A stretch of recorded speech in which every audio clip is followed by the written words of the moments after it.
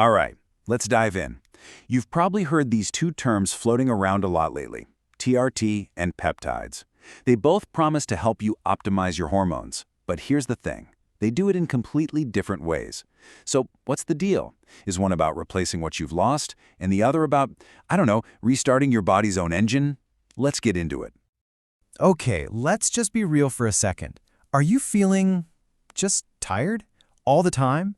Maybe you're noticing a little extra weight creeping on, or you just feel like you've lost that spark, that edge you used to have. You're not alone, believe me.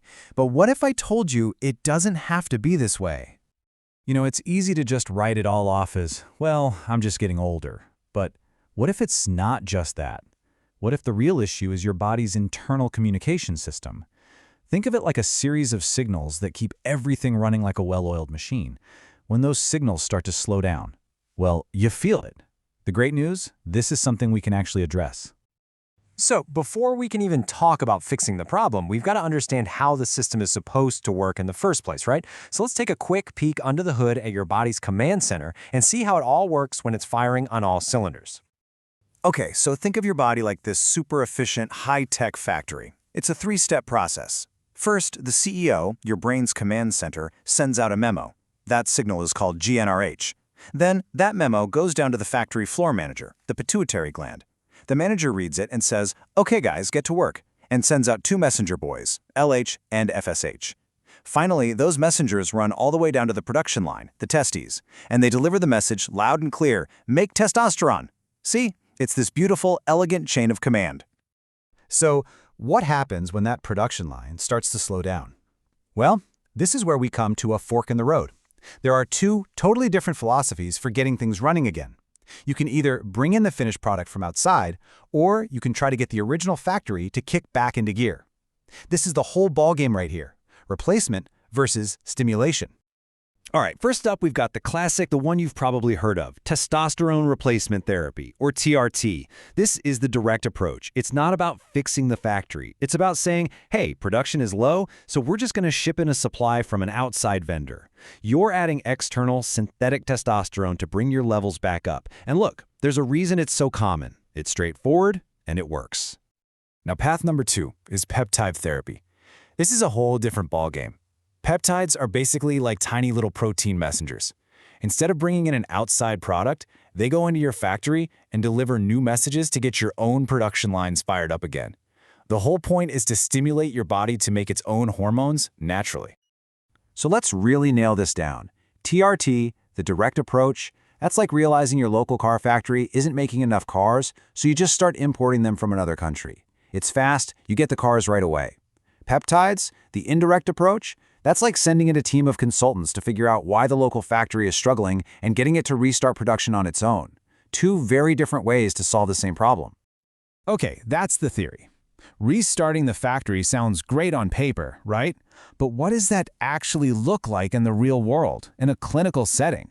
To find out, we're going to do a little deep dive into the actual data for one very specific, very powerful peptide.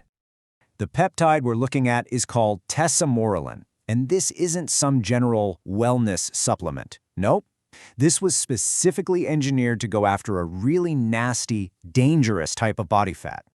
And what it targets is something called visceral adipose tissue, or VAT for short.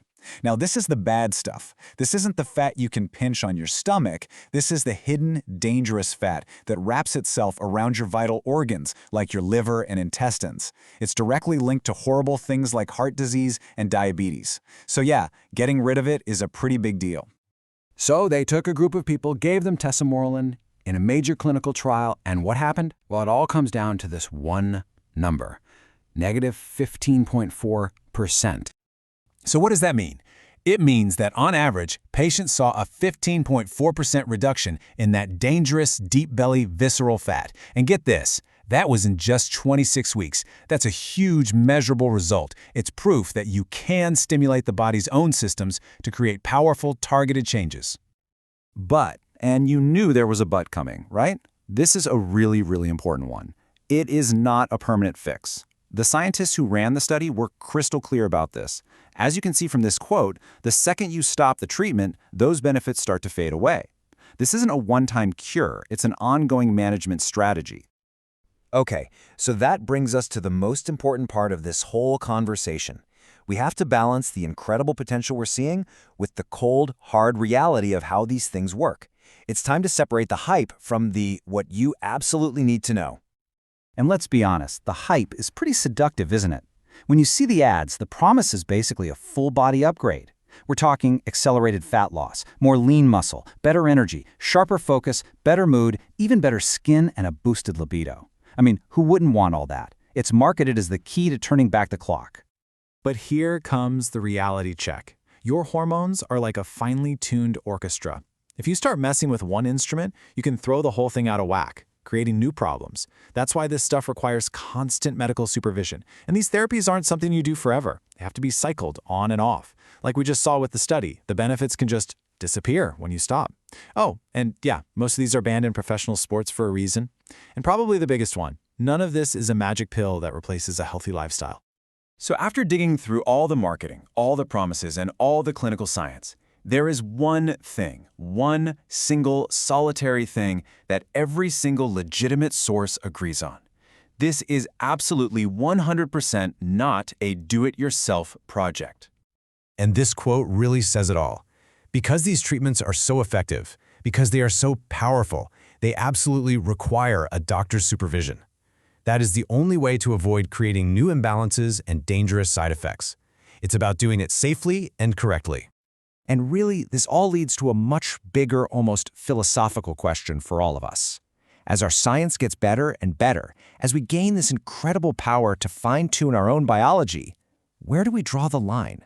What's the difference between therapy to fix a problem and just straight-up enhancement to be better? With this kind of technology, that line is getting blurrier and blurrier every single day.